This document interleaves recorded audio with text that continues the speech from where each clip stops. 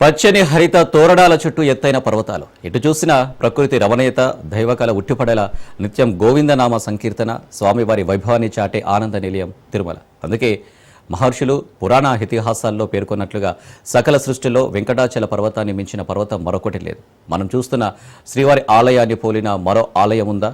విశ్వకర్మ శిల్ప సంపద ఉట్టిపడేలా ఆ ఆలయం నిర్మితమైందా?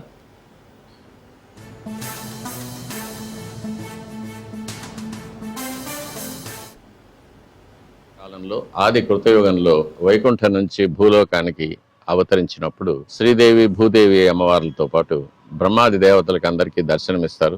అప్పుడు ఈ వెంకటాచల పర్వతాల్లో శ్వేతవరాహ కల్పం చివరి వరకు నేను వేంచేసి ఉంటానని బ్రహ్మాది దేవతలకు మాట ఇచ్చిన తర్వాత దేవశిల్పి అయిన విశ్వకర్మను పిలిచి 1000 స్తంభాలతోనూ అనేకమైన గోపురాలతోనూ ప్రాకారాలతోనూ కూడిన ఒక మహత్తరమైన దేవాలయం తనకు నిర్మించమని, అందులో తాను వేంచేసి ఉంటానని ఉత్తర్విస్తారు.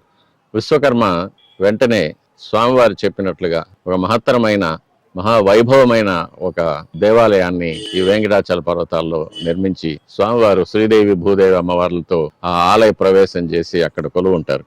విశ్వకర్మ నిర్మించిన దేవాలయం ఇప్పటికీ ఉందని, వెంకటాచల పర్వతాల్లో అదృశ్యంగా దివ్యమైన దేవాలయంగా ఇప్పటికీ ఉందని, స్వామివారు సజీవంగా అక్కడ పారిషదులతో, అనంతగరుడు విశ్వక్సేనాది నిత్యసూరులతో, సప్తఋషులతో, సుదర్శన పాంచజన్యాది పంచాయుధాలతో విశ్వక్సేనులతో పాటు దేవతా గణాలతో కూడి ఉన్నారనేది కూడా వెంకటాచల మహత్యంలో చెప్పబడి ఉంది.